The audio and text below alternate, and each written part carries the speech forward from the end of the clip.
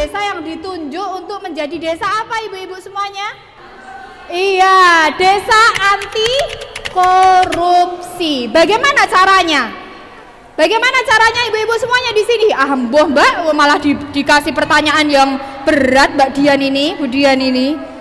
Kira-kira kalau di sebuah desa Gata ini akan bisa memperoleh amanah menjadi desa anti korupsi, itu tugasnya Pak Marno aja dan staf yang ada di kantor desa atau tugas semua masyarakat di desa Gata?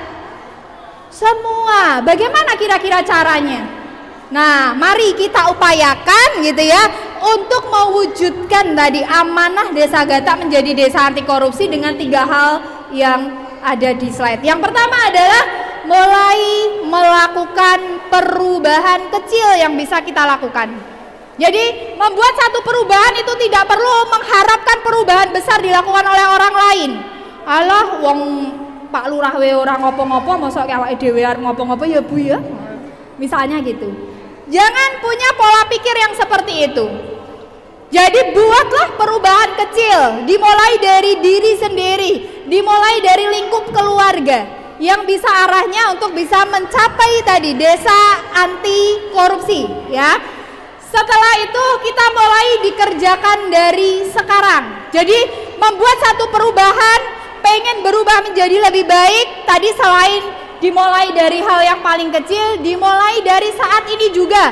Nggak usah nunda-nunda ya, nggak usah nanti besok-besok aja kalau sudah siap gitu. Jadi sekali hari ini ada ide untuk berubah, maka hari itu juga mulai untuk dirubah ke hal-hal yang baik.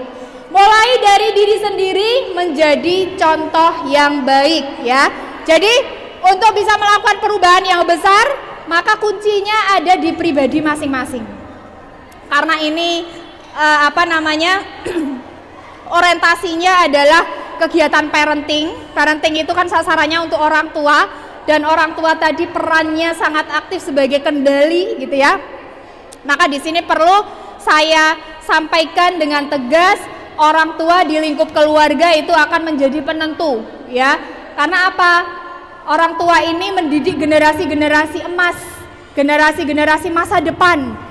Warisan dan aset terbaik orang tua itu bukan harta dan kekayaan, tapi apa? Anak-anak kita. Nah, apa yang bisa kita lakukan? Apa yang bisa kita tinggalkan pada aset terbaik orang tua? Anak-anak kita melalui ilmu, melalui contoh yang baik, melalui penanaman nilai-nilai yang baik, termasuk tadi ya, ada semboyan yang tadi juga sudah disampaikan untuk menuju desa anti korupsi itu apa? Jumat bersepeda kakak. Jumat jujur. Jumat itu jujur, mandiri, tanggung jawab. Bagaimana kita bisa melatih diri kita itu jujur? Dimulai dari diri kita sebagai ibu, dimulai diri kita sebagai orang tua. Kita harus jujur.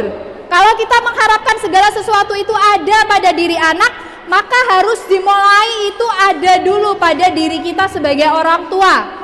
Ya, ibu-ibu semuanya ya, ini menjadi rumus penting. Jadi kalau ibu-ibu berharap sesuatu pada anak, cek dulu itu sudah ada pada diri kita sebagai orang tua atau belum. Kalau itu ternyata belum ada pada diri kita, maka mustahil anak-anak kita akan kemudian bisa mencapai apa yang kita harapkan. Gitu ya. Jadi prinsipnya 3 hal untuk memulai perubahan. Yang pertama, mulai dari perubahan yang kecil yang bisa kemudian kita lakukan, yang mungkin untuk bisa kita lakukan, dimulai dari sekarang, dimulai dari diri sendiri. Tidak perlu menunggu orang lain untuk berubah baru kita ikut-ikutan berubah. Jadi ada inisiatif kita untuk bisa berubah dari diri kita. Termasuk ketika kita pengen mengharapkan satu perubahan yang baik pada anak kita, maka kita sebagai orang tua harus berubah terlebih dahulu, gitu ya. Oke, next. Ini ada pertanyaan menarik gitu ya. Ya, mari bersama wujudkan desa Gata menjadi desa anti korupsi ya. Sekali lagi bahwa ini menjadi tanggung jawab semuanya yang ada di lingkup desa Gata gitu ya, bukan hanya petugas-petugas yang kemudian mendapatkan amanah langsung untuk bisa mewujudkan itu. Oke, baik.